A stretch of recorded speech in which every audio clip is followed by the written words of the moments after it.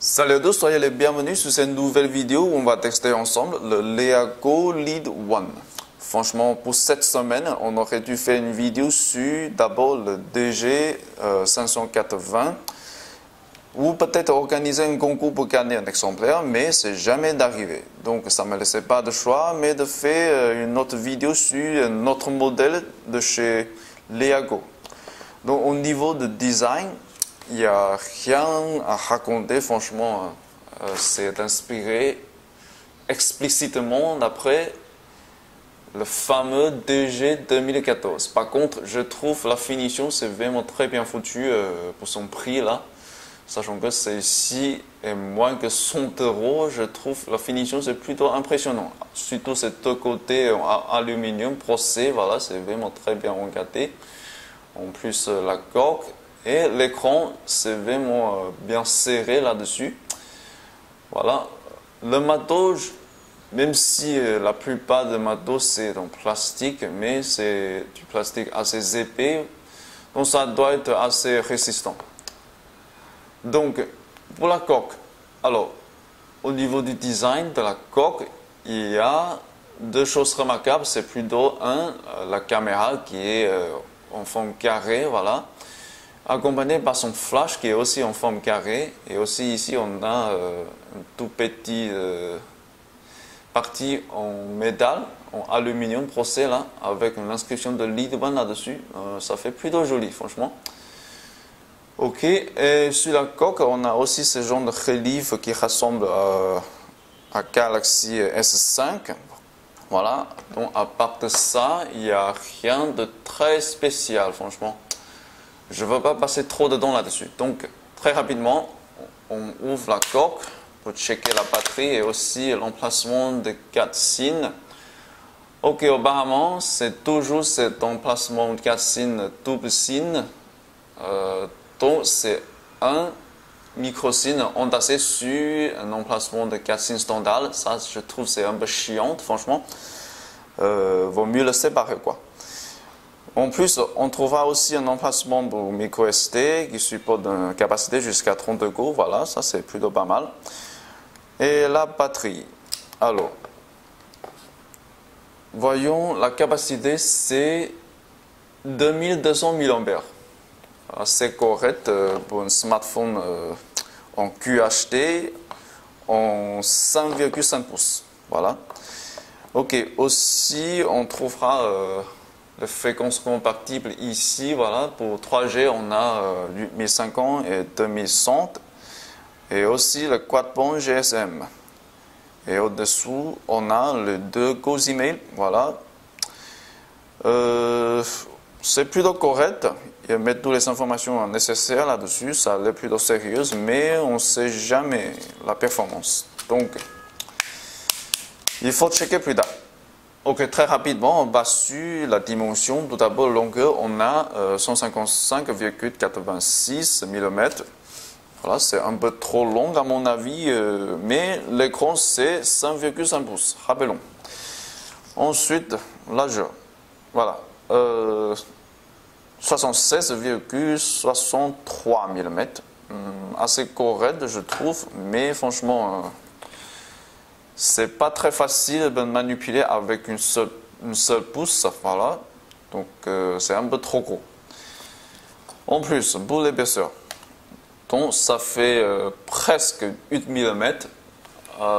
C'est assez correct. Je me rappelle pour le DG 2014, ça fait à peu près de 7,5 mm si je ne me trompe pas. Voilà. Donc au niveau de la dimension, c'est assez correct, mais voilà, pour manipulation d'un seul pouce, c'est pas très facile. Ok, pour le poids, on a 164. C'est pas très lourd, franchement, c'est assez confortable pour la prise en main. Donc en gros, c'est pas mal. Ok, c'est le moment pour démarrer la machine. En même temps, on va voir la vitesse du démarrage.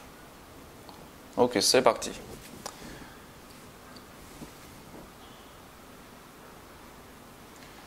Déjà, on a installé plein d'applications pour le texte. par exemple l'application Benchmark, comme AnTuTu, Epicitatel, etc. Et aussi quelques jeux 3D, plus quelques applications de messagerie instantanée comme le WeChat. Donc je crois pour le démarrage, ça ne sera pas très léger. Ok, déjà 30 secondes passées. Ok, donc un tout petit plus de 30 secondes, on est sur l'interface du système. Voilà. Donc ici, on est toujours sur une sous-couche proposée par Leako, qui est à mon avis plutôt pas très unifié en termes de présentation, parce que là vous avez le gadget pour contrôler toutes les alimentations en plan, mais aussi vous avez un fond d'écran qui est noir, et aussi vous avez le fond pour les icônes en gris carré. Voilà, donc je trouve ça pas très cohérent en termes du style. Ok, voyons ce qui est spécial dans les paramètres. Alors, tout d'abord, on est toujours sur la version d'Android KitKat, mais apparemment, Leako a pris l'initiative de modifier cette présentation de KitKat générique. Et aussi, voilà, on a, ça c'est la manipulation par une seule main, littéralement ça veut dire comme ça, mais c'est plutôt pour la fonction téléphonie. Ensuite, qu'est-ce qu'il y a de spécial? Ok, on a la reconnaissance de gestes. Ça, c'est plutôt gadget. Aussi, le Wake Gest. Ça, j'ai essayé plusieurs fois, mais ça ne marche pas trop. Et puis, il n'y a aucune mention sur la fonctionnalité de cette fonction-là. Donc, si vous connaissez cette fonctionnalité, n'hésitez pas de me faire part. Je trouve ça assez bizarre, franchement. Donc, pour l'écran, je dirais, voilà, c'est vraiment le top du top de ce smartphone. Pourquoi? Parce que là, à ce prix, c'est rare de trouver un smartphone avec un tel écran qui, d'abord, un très faible, presque zéro fruit de lumière, comme vous pouvez constater ici. Voilà, en noir, c'est pareil. Et le rendu du couleur, franchement, c'est vraiment fidèle.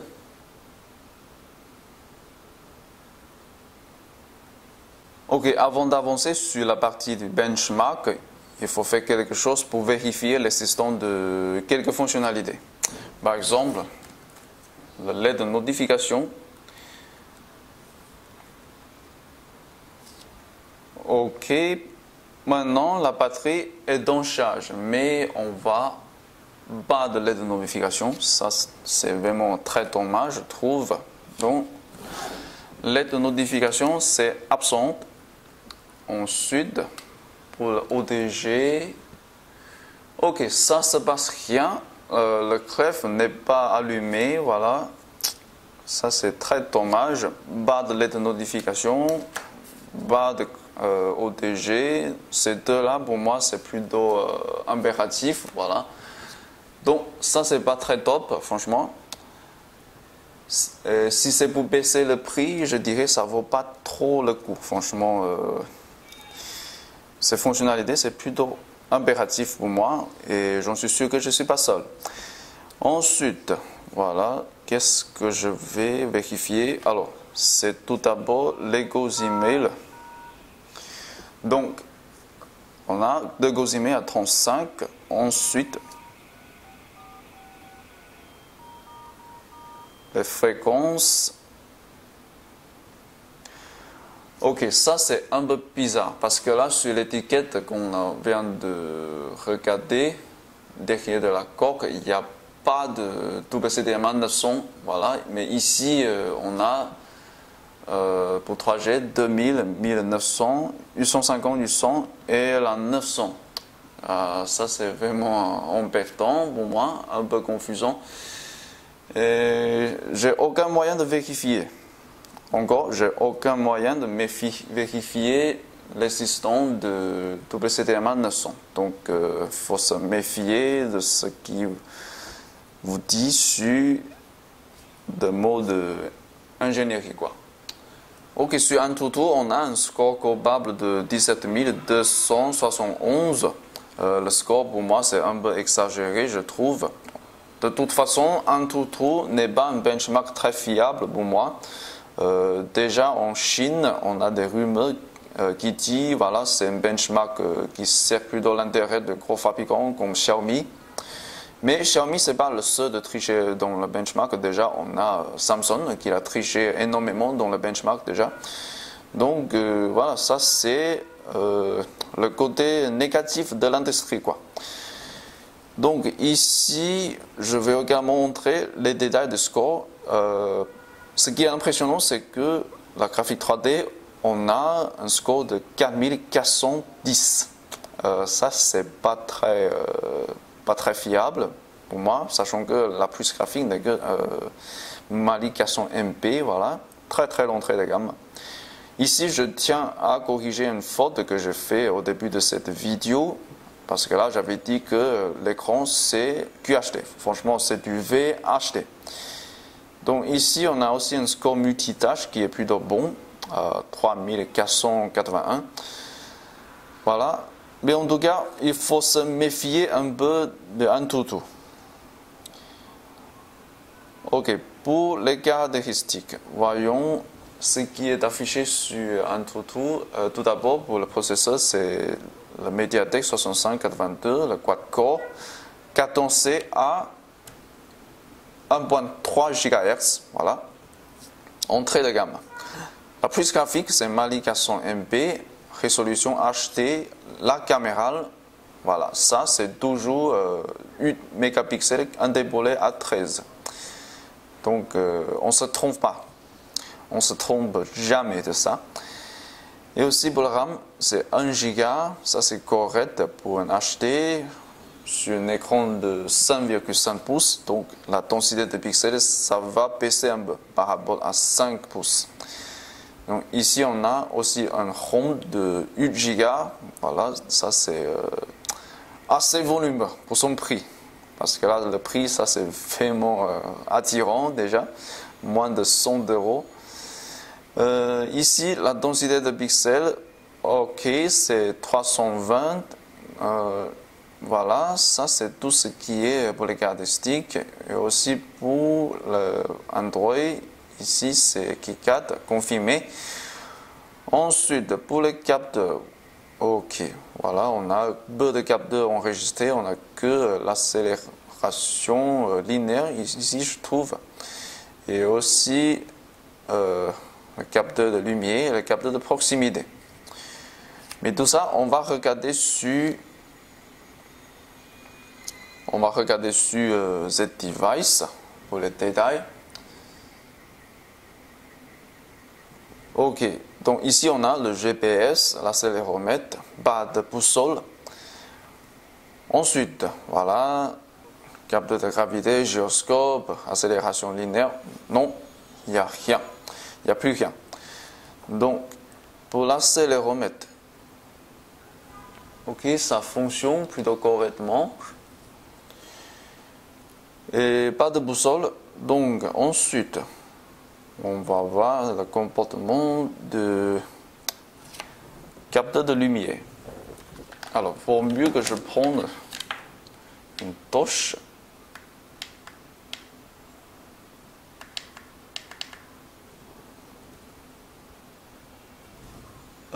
Ça réagit un peu à la lumière, mais c'est pas très réactif, je trouve.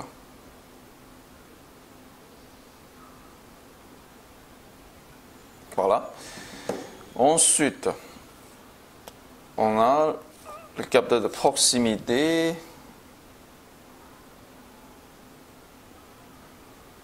Ok, ça c'est assez réactif, je trouve. Donc aucun problème pour le capteur de proximité. J'aimerais aussi vous parler du GPS qui est toujours très pénible à tester. Voilà, pour ce modèle, c'est pas une exception. Ici, on a attendu plus de 2 minutes pour la première fixe, avec 9 satellites en vue et seulement 6 satellites connectés. Voilà, ça c'est vraiment le champion de para-olympique du GPS smartphone, quoi. Voilà, mais c'est du chinois, plutôt l'entrée de gamme, donc il ne faut pas espérer trop. Donc pour les autres benchmarks, je fais aussi le Quantum qui donne un score extravagant, je ne sais pas comment vous expliquer. Et aussi pour Vélamo, je fais un texte. Là, vous trouverez la capture d'écran dans la description tout en bas. Et aussi pour Epicitadelle, je vous montre.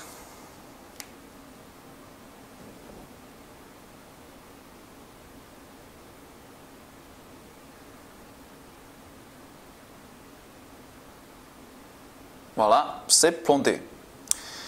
Donc, pour quelques raisons, Epicitadelle ne marche pas sur la machine. Et un peu plus tard, on va voir la performance de graphique 3D dans les jeux. Voilà. Donc maintenant, passons sur le texte vidéo.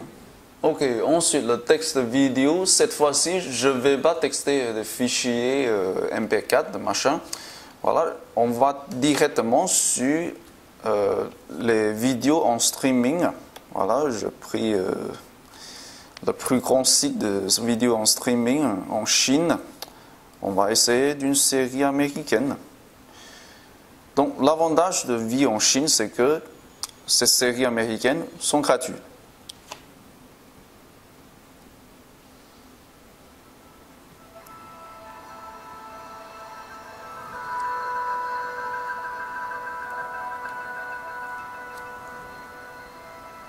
Voilà, pas mal du tout, je dirais.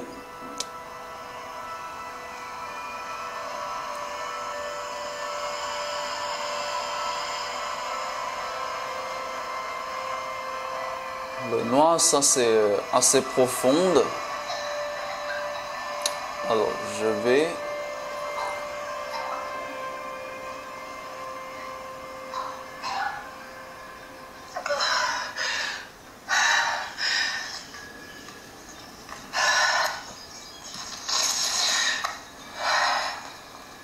Ok, ces scènes-là, c'est un peu trop obscur. On va voir s'il y a des scènes assez lumineuses. I'm detecting interference from a solar flare. Shall I attempt to restart after it passes? Sure. Attempt to. Ok.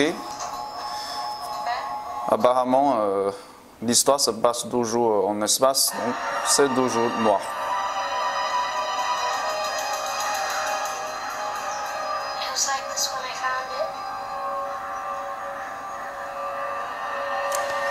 Mais en tout cas, l'angle de vue, c'est pas mal. Your hair looks really pretty. Et aussi, on a un haut-parleur qui est plutôt puissant.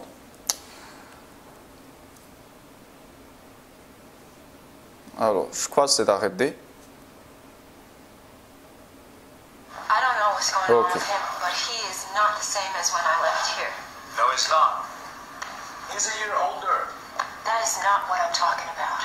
He's changed. And so have you. That's called life. That's the consequence of our family being apart for. En tout cas, je trouve que c'est pas mal du tout. En plus, la vitesse de chargement pour la vidéo en Chine, c'est plutôt rapide. Alors ici, je vais également essayer Google+, qui est aussi assez problématique à connecter en Chine. Ok, on est arrivé.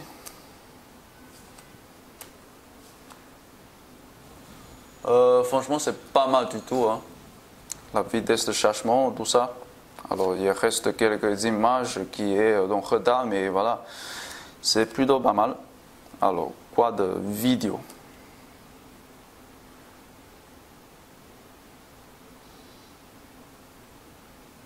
Donc, il est dit impossible de chercher le lien, peut-être. faut essayer une autre. Ok. On est passé sur YouTube. Ok, voilà. Pour le cherchement de vidéo, ça lag. En plus, on n'arrive pas à chercher des thumbnails de vidéos rapidement.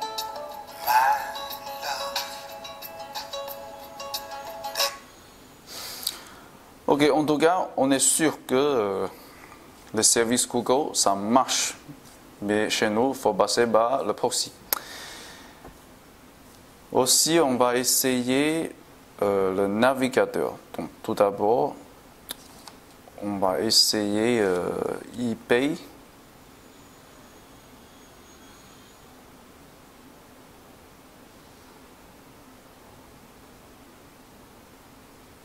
Ok, déjà 20 secondes ont passé.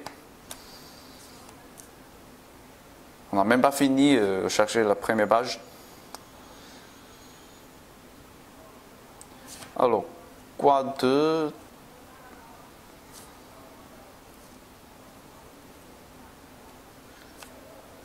tinydeal.com.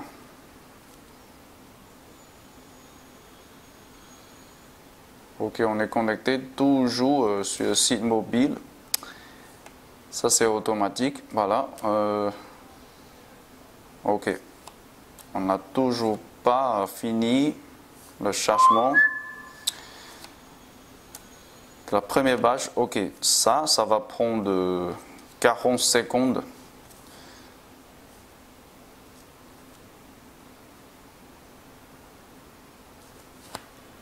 Ok, pour les autres pages, ça c'est plutôt correct.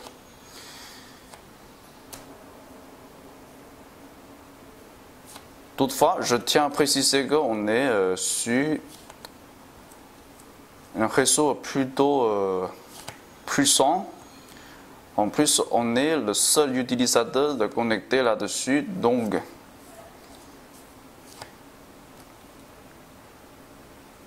on a un résultat plutôt idéal qu'avant.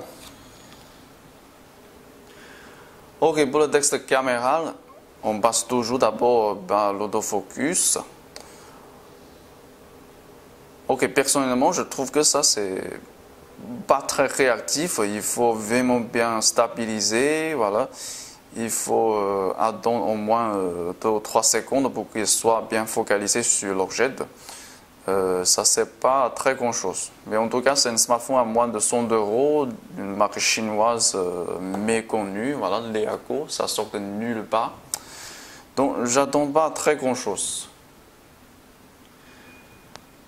Par contre, au niveau de fonctionnalité, c'est assez sympa de garder les fonctionnalités génériques et les fonctionnalités courantes chez les plupart des smartphones chinois. Donc, il n'y a aucun souci que la fonctionnalité camérale soit gravement modifiée. Voilà, en termes de configuration, c'est pareil, c'est tout générique, donc ça c'est plutôt sympa.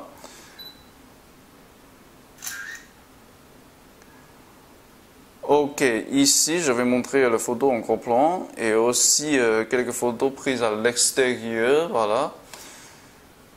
Franchement, je trouve que à l'extérieur, le rendu du couleur, c'est assez sombre. Il n'y a pas de très bon contraste de lumière et les parties sombres, ça c'est pas très top. Ok, pour le texte gaming, j'en suis sûr que celui-ci n'est pas fait pour les gros titres comme Need for Speed 17. Voilà, donc je vais prendre un plutôt léger pour le texte jeu de course.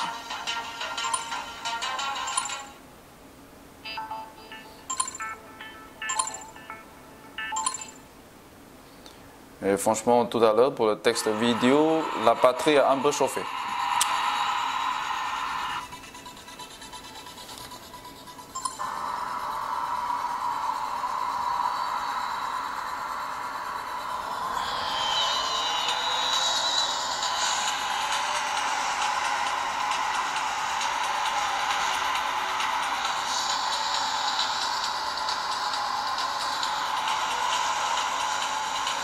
Ok, qu'est-ce que je dois dire? Sur un écran de qualité comme ça, la graphique, c'est presque impeccable, je trouve.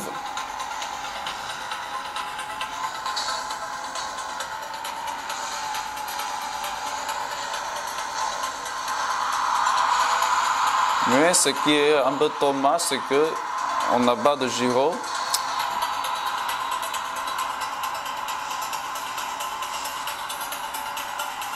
Mais en termes de fluidité, voilà, ça, aucun problème.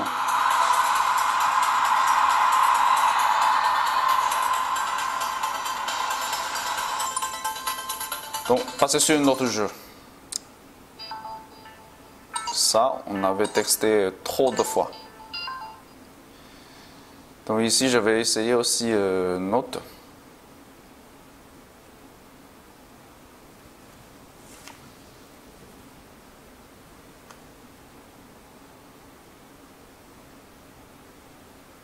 Alors, le chargement, c'est un peu long, je trouve.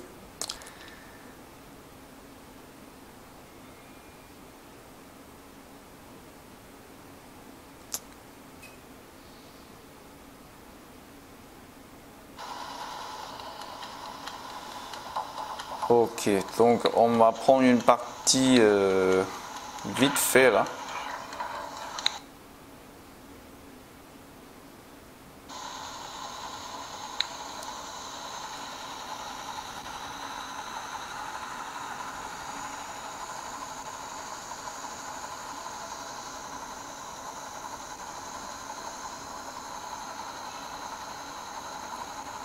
Donc ici, ça lag un peu, franchement. Le jeu est plutôt lourd à charger. Comme vous voyez ici, c'est un jeu de hélicoptère de combat.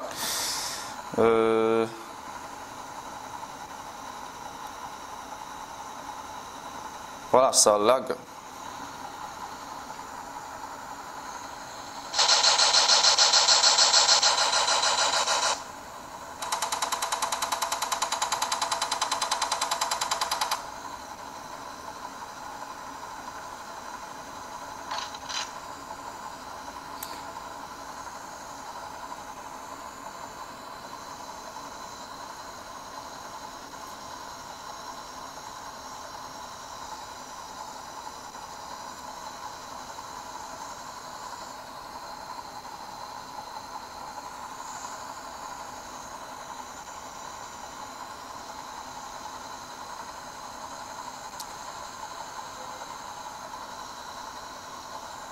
Mais de toute façon, je crois, pour un processeur plutôt l'entrée de gamme, voilà, qui est le MediaTek 6582 avec le Mali 400 MB, ça c'est le meilleur qu'il peut faire.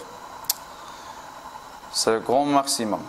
Ok, pour la batterie, je dirais il n'y a rien d'anormal parce que là je suis connecté sur le réseau 3G, voilà, il y a 13 heures à peu près. Donc pendant cette période, je vais laisser allumer la fonction téléphonie et aussi le Wi-Fi pendant toute la nuit. Ça fait déjà 7 heures peut-être que j'ai dormi. En plus, ce matin, j'ai passé quelques dizaines de minutes sur l'internet et aussi pour le texte, on fait des jeux, voilà. Et aussi, on fait beaucoup d'autres benchmarks, voilà, ici. Donc, ça m'a laissé 19% de charge. Donc, je dirais c'est plutôt correct pour une batterie de 2200 mAh. Il n'y a rien de extraordinaire. Ensuite, voilà, sur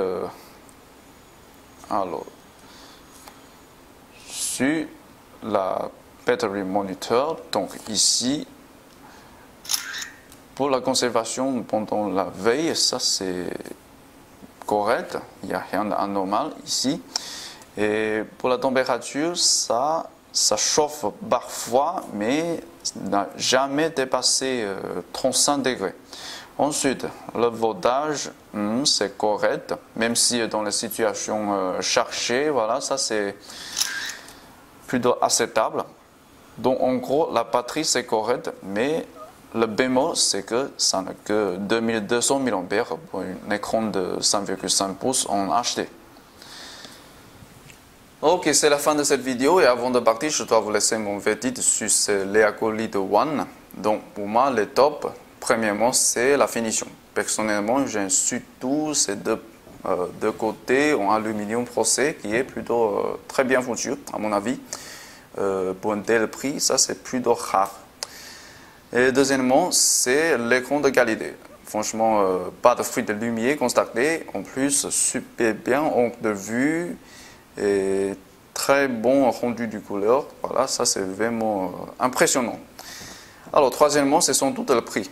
Donc, pour avoir une finition et un écran pareil, on peut l'avoir à moins de 100 €. Ça, c'est pas très facile, j'avoue. Et pour les flops, voilà. Premièrement, c'est le manque de LED de notification et l'ODG qui sont plutôt essentiels pour moi. Et deuxièmement, c'est la caméra qui est moins performante que prévu. Voilà, comme vous voyez dans le texte. La flash, c'est vraiment pas top. Et troisièmement, c'est le GPS. Voilà, ça c'est le point noir courant de smartphone chinois déjà. Mais qu'est-ce que je me dis? C'est un smartphone plutôt milieu de gamme, voire entrée de gamme, voilà, selon vos critères. Donc, il faut être tolérant. Donc, n'hésitez pas à nous donner un pouce vert si vous trouvez le contenu de cette vidéo utile. Et on se verra pour la semaine prochaine. Je crois qu'on aura très bientôt un concours pour gagner quelque chose. Bon week-end à tous!